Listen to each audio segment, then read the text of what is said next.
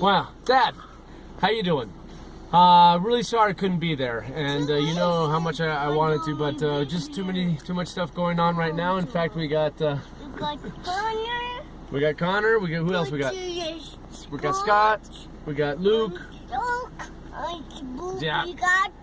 And we got Susan over there, but just a little bit too much going on. We're up to our eyeballs and bottles, balls, and boys. So we just wanted to send you our best wishes, but I'm going to tell a little bit of story first.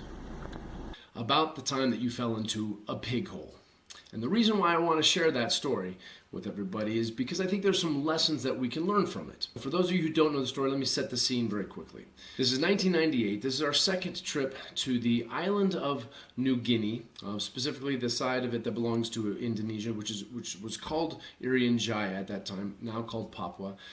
We've spent about a week getting back into the jungles, 3 days trekking to one of the most remote places on Earth. Even up a few bends around the river was considered unsafe to go at that time because of the cannibal nature of the people in this part of the jungle. We're there simply to learn about life and the culture of these people. We're there with guides who have set up a wonderful place for us to be, camped in the middle for about 10 days in the jungle. They've set up camp. They have a longhouse where they've created basically a hotel for people as they invited these nomadic tribal people to come from around the forest to assemble and to have a feast. We've got our living quarters, an area they're cooking for us, and a nice little outhouse offset for taking care of business in our own privacy.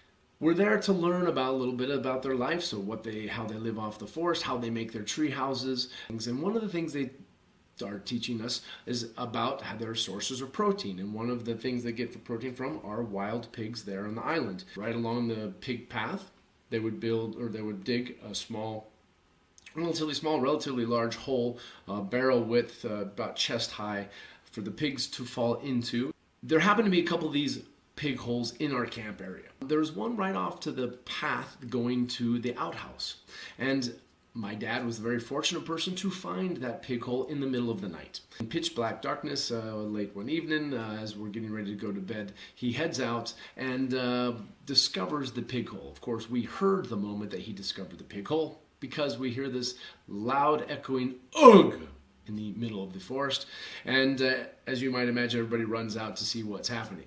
We find him there about chest height, stuck in the pig hole, and finally he couldn't quite get out. So between the locals and the porters and us, we're hoisting him out.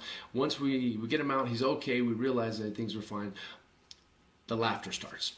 People start, in fact, chuckling, and the laughter spreads throughout the camp. And something magical happened in that moment that just kind of broke the ice and actually brought us closer. So, thinking of the importance of this moment, I thought there's actually some things that we can take away from it. In fact, I think that there are three important lessons to learn. The first is your spirit of adventure, Dad.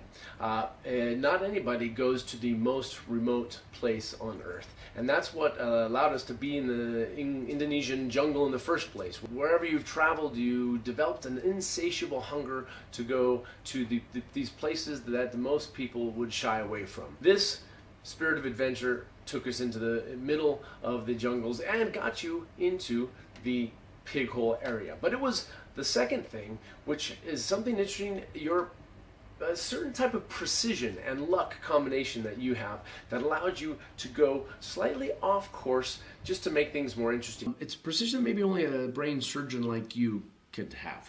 I think it's this type of precision that you had developed before, though. I think that the precision existed at the same time, maybe when I was just 16 years old and we were racing around the go-kart track, and you veered off just enough to crash into the side. It's the same type of precision that allowed you to get a fishing lure stuck in your lip. The same type of precision that allowed you to fall asleep on a rock and have your horse that you were hunting with pee on your head. It's the same type of precision that you used to travel down a wide channel in a houseboat, driving a houseboat in Lake Powell, and you managed to crash into the only tiny rock island in the middle of that channel. That precision is what you used to get yourself into the pig hole. But it was accompanied by a very special luck, something that has also surrounded you. I think you developed it also early on. You used to not lock your doors to your car, to your house, and you never really had anything stolen. A certain luck that accompanied us on our fishing trips, whether it was catching a big marlin or a halibut or even the $1,000 arwanas fish that we caught later on the Indonesian trip. This type of luck precision combination got you into the pig hole, but allowed you not to be hurt and to come out unscathed. No broken bones, twisted ankles, sprained wrists. You came out just fine. But it's the third thing that really is the magic of it all, and that's this attraction factor for the sake of help that you are able to bring people together on. The fact that they went there to help you, but you went there to help them in the first place. And you've done that all over the world. You've gone to numerous countries, be it Albania, Kurdistan. You've helped people to have a better life, helping them with your medical skills. Even look at the last 2 years where you've traveled. Your itinerary reads like a George Bush Axis of Evil itinerary. Countries like Pakistan, Iran, Iraq, North Korea, places that people would normally feel terrified to go to. You go with an open mind, an open heart, and frankly, you build bridges. And this is something I think that has inspired all of us. It's inspired me for sure. Got me traveling around the world, interested enough to stay and get stuck here in Spain. So from here, I just want to say thanks, Dad. Hope the celebration is great. And remember, if you ever get stuck in a pig hole again, we'll all be around to help you get out. Happy birthday, Papa! Happy birthday, Papa! And from all of us here, happy 80th and happy retirement!